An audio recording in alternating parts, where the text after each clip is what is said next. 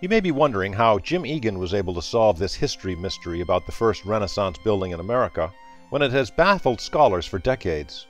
Well, first of all, I was a professional photographer for 35 years, and the solution just happens to involve how we see. The eye is a miniature camera obscura. The image on the retina is upside down and reversed left to right, and our brain automatically corrects it. Renaissance painters built camera obscura boxes to study the art of perspectiva. Astronomers converted the interiors of cathedrals into grand camera obscura rooms. By tracking the solar disk, the image of the moving sun, across the floor, a camera obscura becomes a clock telling the hours and minutes, and a calendar telling the day of the year. Secondly, I had tools not available to earlier researchers in the 1900s. Google, Wikipedia, WorldCat, Amazon, and the thousands of research databases that came online after the year 2000.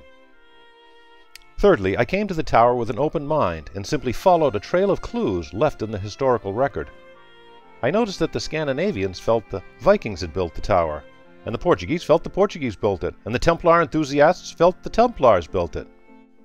All of these theorists thought that first governor of Rhode Island was lying when he called the tower my stone-built windmill in his 1677 will, because all their dates of construction precede 1677. But none of them ever fully investigated Rhode Island history. If they had, they would have asked themselves this most obvious question. Of all the people in Rhode Island, and of all the places in Rhode Island, why does the first governor end up owning this particular building? Most Rhode Islanders don't even know who the first governor was. His name was Benedict Arnold. No, not the infamous Revolutionary War traitor. Governor Benedict Arnold in the colonial days was the great-great-great-grandfather of the Revolutionary War traitor Benedict Arnold. They lived a full century apart, but because of his notorious namesake, the first governor has been all but written out of Rhode Island history. Would you want to attend Benedict Arnold University or get operated on in Benedict Arnold Hospital? I don't think so. We Americans have this thing about that Benedict Arnold name. However, in writing a biography of Governor Benedict Arnold, I found that he was just as instrumental as Roger Williams in defending freedom of conscience in early Rhode Island. In 1663, Benedict Arnold was appointed by King Charles II to be the first governor of Rhode Island. His fellow citizens re-elected him 7 times, and when he died, 1,000 people attended his funeral. Many clues indicate that Governor Benedict Arnold knew all about the astronomical alignments in the classical church tower designed by John Dee. Not only did Benedict know all about the 1583 colonization attempt, he forever memorialized it into the fabric of the state. What do I mean by that?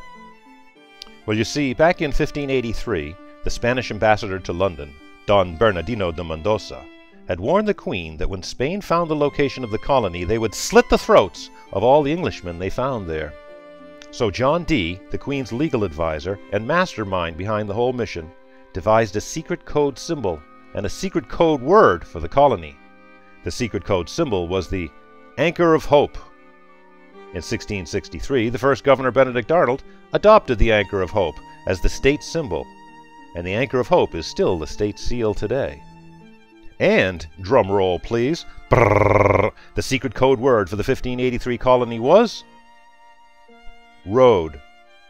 Yes, the first governor adopted that too, and it's still in use today. Furthermore, written in the arrangement of the stones in the arches of the tower are not only the representation of John Dee's hidden blueprint for the tower, but also, written in Greek, are the letters of the word road. Nowadays, in the complex world of academia and business, people are, by necessity, forced to specialize.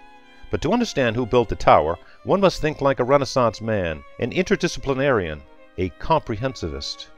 The great thinkers of the Renaissance, like John Dee, were not only interested in various fields of study like geometry, number, astronomy, architecture, optics, music, and theology. They were fascinated by how these fields were all interrelated.